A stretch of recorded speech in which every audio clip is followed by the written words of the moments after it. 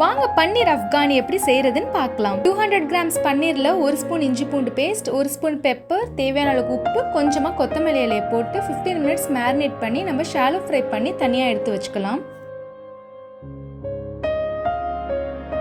அதே பேன்ல 2 பெரிய வெங்காயத்தை நல்லா கோல்டன் ப்ரௌன் ஆகிற வரைக்கும் வதக்கிட்டு 1 ஸ்பூன் இஞ்சி பூண்டு பேஸ்ட், 2 பச்சை மிளகாய், ஒரு கை நிறைய கொத்தமல்லி இலை, ஒரு 7-8 முந்திரி பருப்பை போட்டு நல்லா வதக்கிட்டு ஆற வச்சு 2 கரண்டி தயிரை ஊத்தி நல்லா பேஸ்டா அரைச்சு எடுத்து வச்சுக்கோங்க. இப்போ பேன்ல 4 ஸ்பூன் ஆயில் ஊத்தி பட்டை, கிராம்பு, ஏலக்காய், பிரியாணி இலை எல்லாம் போட்டுட்டு நம்ம அரைச்சு வச்சுக்க பேஸ்ட்டையும் ஆட் பண்ணி நல்லா ஒரு 2 நிமிஷம் வதக்குனதுக்கு அப்புறமா 1/2 ஸ்பூன் மஞ்சத்தூள், 1/2 ஸ்பூன் கரம் மசாலா, 1 ஸ்பூன் ஜீரகத்தூள், 1 ஸ்பூன் மிளகாய்த்தூள், தேவையான அளவுக்கு உப்பையும் சேர்த்து மசாலா வந்து ரா ஸ்மெல் போற வரைக்கும் நல்லா வதக்குனதுக்கு அப்புறமா நம்ம பன்னீர் கியூப்ஸ் ஆட் பண்ணிடலாம். 1 கிளாஸ் வாட்டர் ஆட் பண்ணி 5 நிமிஷம் நல்லா கொதிச்சதுக்கு அப்புறமா நம்ம 1 ஸ்பூன் கஸ்தூரி மேத்தி, கொஞ்சமா கொத்தமல்லி இலையை போட்டு 1 நிமிஷம் கழிச்சு நம்ம ஸ்டவ் ஆஃப் பண்ணிடலாம்.